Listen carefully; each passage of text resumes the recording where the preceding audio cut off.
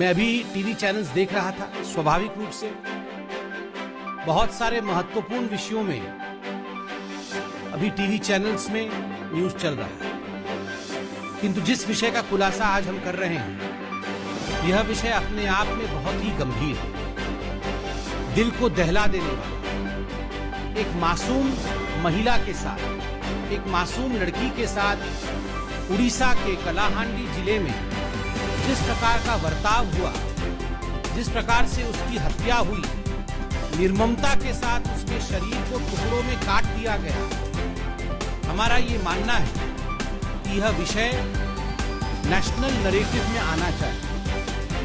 राष्ट्र को इस ग्रूसम ब्रूटल मर्डर के विषय में पता होता है।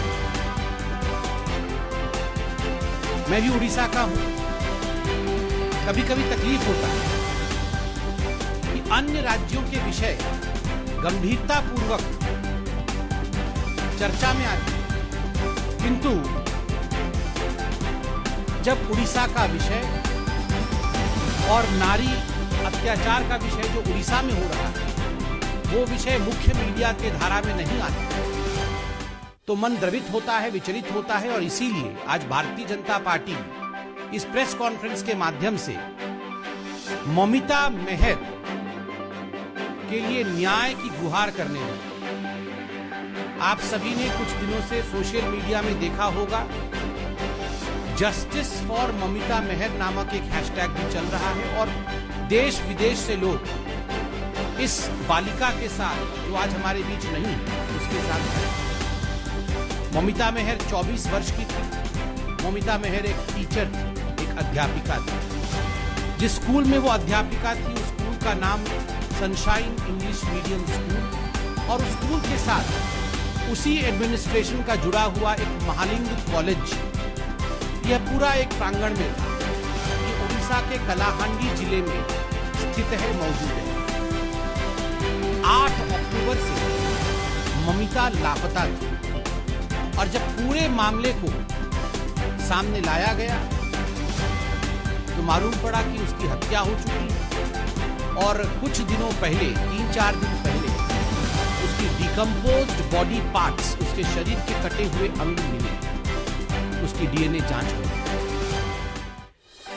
ममिता मेहर के साथ क्या हुआ? ममिता मेहर के सनशाइन इंग्लिश मीडियम स्कूल के जो एडमिनिस्ट्रेटर थे उनका नाम गोविंद साहू। पूरा विषय सामने जब आया तो मालूम पड़ा कि गोविंद साहू इस स्कूल और इस कॉलेज के जो लेडीज हॉस्टल था, जिसकी वार्डन ममिता मेहर थी, कहीं न कहीं उसमें एक सेक्स रैकेट चला गया। और इस सेक्स रैकेट में कई मासूम महिलाओं का, मासूम लड़कियों का, जो स्कूल में छात्रा के रूप में मौजूद थी, और कुछ अध्यापिकाओं का वो इस्तेमाल करते। इस प्रकार से दोहन और शोषण महिलाओं का होता था इस स्कूल और इस कॉलेज के कंपाउंड में। सबसे दुखद विषय है कि अब जो विषय सामने आया है वो वाकई हम सबके रोंगटे खड़ा करते हैं। मंत्री हैं दिव्य शंकर मिश्रा, उड़ीसा के बीजेडी सरकार के मंत्री हैं, वो वहां के गृह मंत्री हैं और एनर्जी मिनिस्टर भी हैं। अब दिव्य शंकर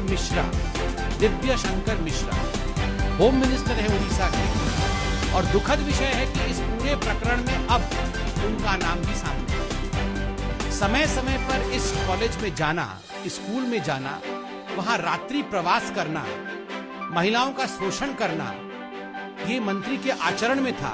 इस प्रकार की बातें अब न केवल उड़ीसा के मीडिया अपितु राष्ट्र पटल में भी सामने आ रहा है, और जो लोग पूरे इस प्रकरण में इन्वॉल्व थे उनके द्वारा भी सच्चाई सामने रखी जा रही है। जब ममिता 8 अक्टूबर से अपने घर नहीं पहुंची, पूरे विषय को लेकर ममिता के घर वाले, अध्यापिका के घर वाले जब पास के पुलिस स्टेशन में पहुंचे बलांगीर में, तो जान के आश्चर्य होगा कि वहां के जो पुलिस निरीक्षक थे, वहां के जो पुलिस के कर्मचारी थे, उन्होंने एफआईआर तक दर्ज कराने से मना किया। कहीं न कहीं पुलिस जानती थी इसमें मंत्री जी के हाथ का विषय है, मंत्री जी के साथ का विषय है, इसलिए let's not file FIR, because otherwise the government's name would be dragged and the concerned minister's name would be dragged. Even the police was in know, and that's why the police refused to file an FIR immediately. जब दबाव विपक्षी पार्टियों का उड़ीसा में पड़ा तो police के पास और कोई रास्ता नहीं रहा, तब उनको FIR दर्ज करना। आश्चर्य का विषय देखिए, FIR दर्ज होने के पश्चात गोविंद साहू को गिरफ्तार किया गया और जब पुलिस स्टेशन टिटलागढ़ में लाया गया तो कुछ मिनटों के प्रश्न उत्तर इंट्रोगेशन के पश्चात बिजली चली जाती है। अचानक बिजली चली जाती है। इनके एनर्जी मिनिस्टर दिव्य शंकर, बिजली चली जाती है और गोविंद साहू अंधेरे में गायब हो जाते हैं। पुलिस स्टेशन के अंदर से, जहां चारों तरफ पुलिस तैनात है और 6-7 फीट का बाउंड्री वॉल है, उसको कूद के जाना भी आसान नहीं है। बिजली आने तक गोविंद साहू फरार। This is not possible without the complicity of the BJD का। अगर बीजेडी की सरकार और दिव्य शंकर मिश्रा, जो कि होम मिनिस्टर है, एनर्जी मिनिस्टर, ये बिजली का जाना और कल्प्रिट का गायब हो जाना, ये सब संभव नहीं होता यदि मंत्री इसमें कुछ जुड़े नहीं। बाद में जब पूरा विषय आगे बढ़ा तो गोविंद साहू ने सरेंडर किया और उसने माना कि अपनी चलती हुई कार में उसने हत्या की थी ममता मेहर, और हत्या करने के पश्चात कई घंटों तक बॉडी गाड़ी नहीं रही। बाद में वो बॉडी के टुकड़े टुकड़े करके उसे जला करके उसे कॉलेज के प्रमाइसेस में ही दफना दिया गया था। अब बॉडी मिल गई। बंधुगण, ये काम एक व्यक्ति का नहीं हो सकता। बॉडी को काटना, बॉडी को डिस्पोज करना, फिर उसको जलाना, फिर उसके रिमेन्स को दफनाना, ये एक गिरोह का काम हो सकता है, कई लोगों का भी काम हो सकता है। अभी तक गिरफ्तारी नहीं हुई।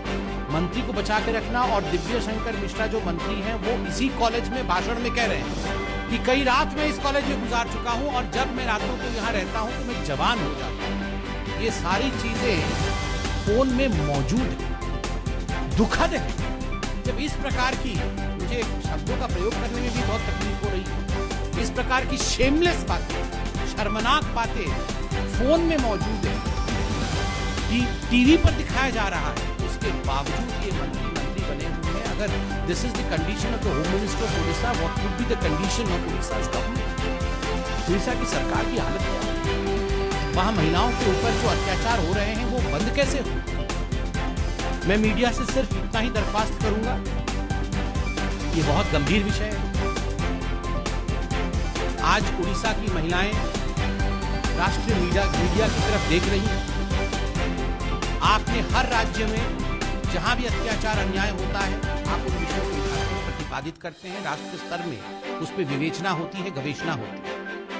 आज उड़ीसा के इस विषय को राष्ट्रीय मीडिया उठाए और यह प्रश्न उड़ीसा की सरकार से अवश्य पूछे कि मंत्री संलिप्त हैं और मंत्री अभी तक बचे कैसे।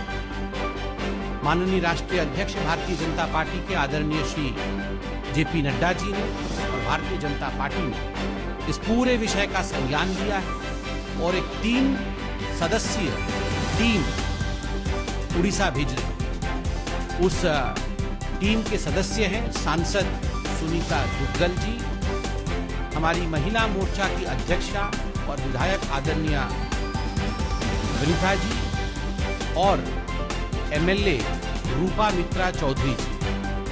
हमारी तीनों बहनें एक टीम के रूप में नड्डा जी के इस प्रस्ताव के पश्चात उड़ीसा जाएंगे और यथाशीघ्र इस पूरे विषय का संज्ञान लेके रिपोर्ट भी सबमिट करेंगे।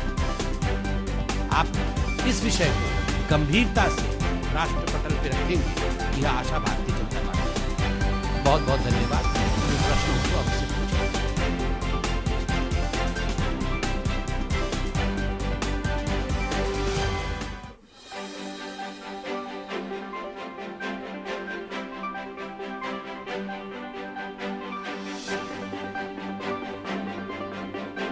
मैं इस पे बहुत सोच समझकर नो कमेंट्स ही कहूंगा। पूरा विषय अभी कोर्ट में चल रहा है। स्वाभाविक रूप से जो विषय कोर्ट में हो उस पर राजनीति नहीं होनी चाहिए। No comments from the side of Bharatiya Janata party.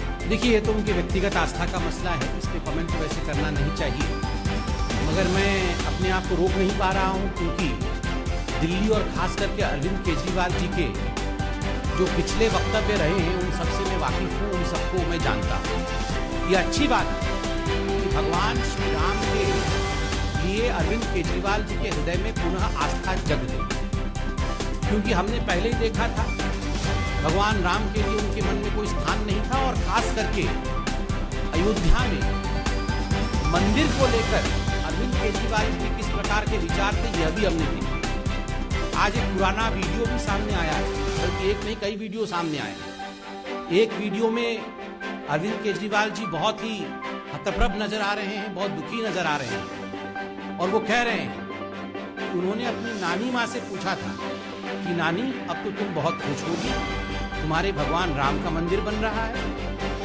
तो उनकी नानी जी ने कहा था, नहीं अरविंद, मैं बिल्कुल खुश नहीं हूं, क्योंकि मेरे जो भगवान राम हैं वो वहां रह ही नहीं सकते।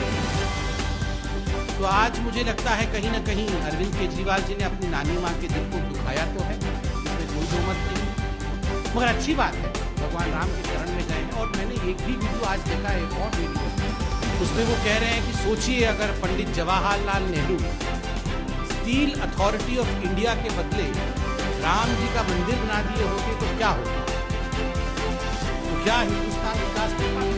और वो कह रहे हैं कि मंदिर बनाना कोई विकास की बात नहीं। तो कहीं ना कहीं पहले जो वो हमारी भावनाओं के साथ खिलवाड़ करते थे, आज जाके प्रभु श्री राम के चरणों में आरती कर रहे हैं, इससे अच्छी बात क्या हो सकती है।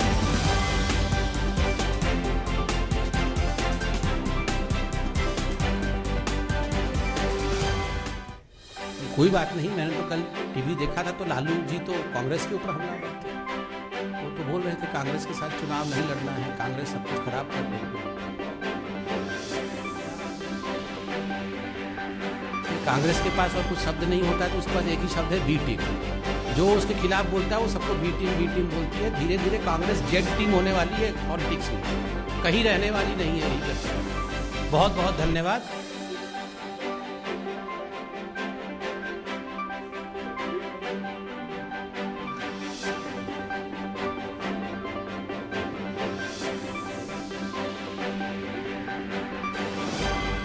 अभी कुछ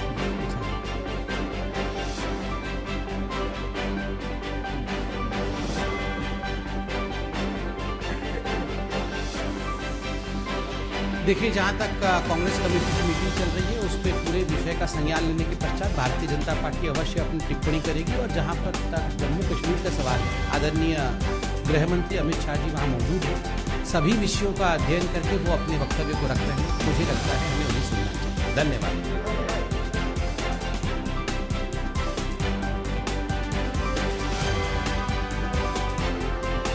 गवर्नर्स पे ये we can not comment on governors.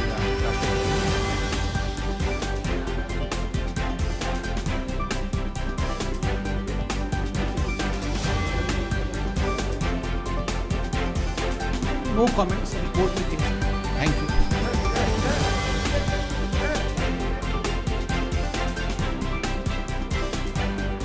वो